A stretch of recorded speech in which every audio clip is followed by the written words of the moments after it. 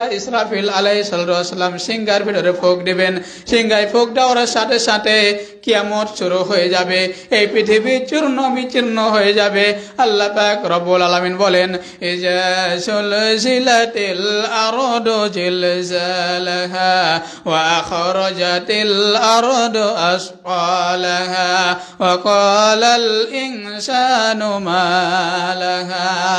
এই পৃথিবী ভেঙে চূর্ণ বিচূর্ণ হয়ে যাবে। এমনকি এমন ভাবে এই পৃথিবীকে চূর্ণ বিচূর্ণ করা হবে যে বড় বড় পাহাড়গুলো রয়েছে, আমরা দেখতে পাই যে শিমুলের গাছে যখন ফল হয়, পাকড়া হয়, মানে পাকড়া হওয়ার পরে টুলাগুলো বাতাসে বেরিয়ে যায়। টুলাগুলো বাতাসে বেরিয়ে যাওয়ার পরে বাতাসে যেমন হালকা হয়ে উড়তে থাকে, উপর দিকে উঠতে থাকে, ঠিক তেমনি ভাবে কাল কঠিন কিয়ামতের ময়দানে বড় বড় পাহাড়গুলো টুলার মতো হালকা হয়ে আকাশে উড়তে থাকবে। এমনকি সারা পৃথিবীর সব কিছু ভেঙে চূর্ণ বিচূর্ণ হয়ে যাবে। এইভাবে করে যখন সারা পৃথিবী টন্ন টন্ন করে দেওয়া হবে, আর মানুষ পঙ্গপালের মতো কিয়ামতের দিকে, হাসরের ময়দানের দিকে ছুটতে থাকবে। কারো পরনে কোনো পোশাক থাকবে না, কারো পরনে কোনো কাপড় থাকবে না। কিয়ামতের দিকে পঙ্গপালের মতো মানুষ শুধু দৌড়াতে থাকবে, দৌড়াতে থাকবে। সেই দিন কিয়ামতের ময়দানে, হাসরের ময়দানে আসমান থেকে অনেক আমল নামাগুলো উঠতে থাকবে। আমল নামাগুলো উঠতে উঠতে যারা নেক আমল করেছে, ভালো কাজ করেছে, তাদের ডান হাতে এসে আমল নামাগুলো লেগে যাবে সামনের দিক থেকে এসে।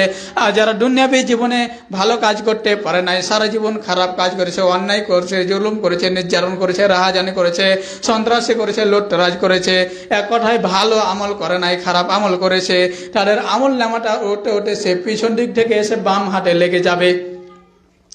আর যে আমল নামাটা ডান হাতে হোক আর বাম হাতে হোক, যখন আমল নামাটা এসে লেগে যাবে, এই আমল নামা কিন্তু আমরা কেউ হাত থেকে উঠাতে পারবো না।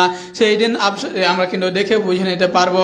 তার কারণ দুনিয়াবী জীবনে আলোচনা করা হয়েছে যে যাদের ডান হাতে আমল নামাটা আসবে তারা যাবে জান্নাতে, আর যাদের আমল নামাটা বাম হাতে এসে লাগবে তারা যাবে জাহান্নামে। তার মানে আমরা তো বুঝে গেছি, যদি আমাদের ডান হাতে আমল নামা আসে তাহলে তো কোনো সমস্যা নাই, কিন্তু যখন বাম হাতে আমল নামা চলে আসবে তখন আমরা পেরেশান হয়ে যাব। তার কারণ আমাদের জাহান্নাম থেকে মুক্তি পাওয়া আর কোনো আশা নেই, আমাদেরকে জাহান্নামের আগুনে পড়তে হবে।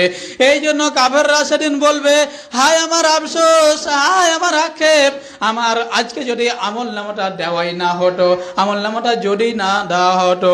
এই জন্য আল্লাহ পাক রব্বুল আলামিন বলেন যে তারা যে 3 নম্বরে আফসোস করবে, ওয়া আম্মা মান উতিয়া কিতাবাহু বিশিমালিহি ফায়াকুলু ইয়া লাইতানি লাম কিতাবিয়া। সূরা হাক্কা 25 নম্বর আয়াত। আল্লাহ পাক রব্বুল আলামিন বলেন, যার আমলনামা যখন আমলনামা ডান হাতে দেওয়া হবে তার তো কোনো সমস্যা নাই, কিন্তু যাদের বাম হাতে যখন আমলনামা দেওয়া হবে তখন তারা আফসোস করে বলতে থাকবে যে হায় আমার আফসোস, আজকে যদি এই আমলনামাটা দেওয়াই না হতো, আজকে যদি এই আমলনামাটাই দেওয়া না হতো তাহলে আমার জন্য কতই না ভালো হতো। ওয়ালাম আদরি মা হিসাবিয়া, আর আমার হিসাব সম্পর্কে যদি জানানো না হতো। তার কারণ কাল কঠিন কিয়ামতের ময়দানে সবার হিসাব কিন্তু সেদিন দিয়ে দেওয়া হবে।